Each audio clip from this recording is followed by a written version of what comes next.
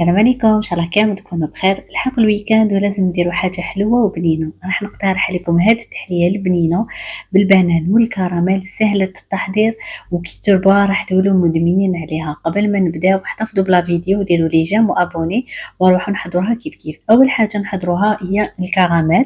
نحتاجوا كاس الى ربع سكر عادي، نحطو فوق النار قليله حتى يذوب كامل هذاك السكر ويتغير اللون تاعو لون ذهبي بهذا الشكل. بالك يتحرق لكم الكراميل ديالكم.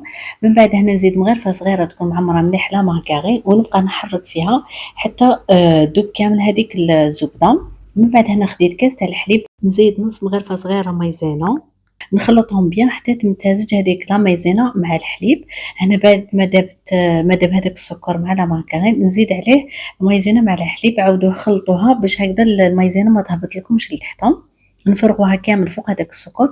هنا كي تفرغوها راح يتكتل لكم السكر نورمال. عاودوا حطوها فوق نار قليله وتبقاو تحركوا فيها حتى يبدا يذوب لكم كامل هذاك السكر.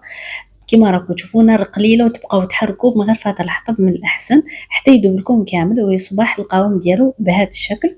من بعد هنايا صفيتو، تقدروا تعودوا تخلطوه بالبغا ميكسور ولا تصفيوه كيما درت انا وتخليوه يبرد على طاوله العمل. بالنسبه للبسكوي هنا خديت 200 غرام بسكوي اللي كنت رحيته. من احسن استعملوا بسكوي بوتي بو اللي ما يكونش فيه الحشو تاع شوكولا هكذا باش ما يجيكمش حلو.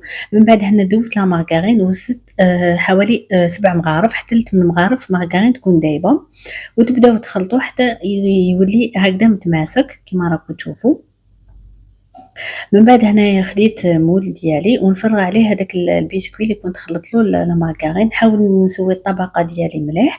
نتوما استعملوا اي نوع تاع المول، ونحط المول تاعي في الكونجيلاتور حتى تماسك لي هذيك الطبقه الاولانيه. بالنسبه للكريمه نحتاجو هنا كاغي ريجيم، نزيد نص كاس تاع الحليب يكون بارد مليح وثلاث مثلثات تاع الفرماج. هذا الفرماج اختياري، اللي ما توفرش عندهم ولا ما حبوش يديروا يستغناو عليه. وزيد كاس بودره الشونتيي ونبدا نخلط بالباطو حتى تطلع لي لا كريم تاعي وتتماسك بهذا الشكل.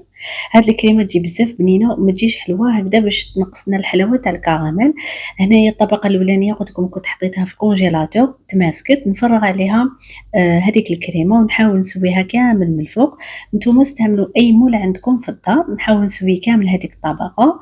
فوق الكريمه ستف البناني كنت قطعته دوائر كما راه موضح في لا فيديو. ومن بعد نحط الكراميل من الفوق. انا الكراميل تاعي بعد ما برد حسيته متماسك، زدت له حوالي 3 مغارف كبار تاع الحليب حتى يولي قوامه هكذا خفيف ونقدر نحطوه من الفوق. توزعوا كامل الكراميل من الفوق وتحطوا التحليه تاعكم تبرد مليح. من بعد تقدموها. جات بزاف بنينه، لازم كامل تجربوها وما تنساوش تبعتوا لي غوتور ديالكم. سلام.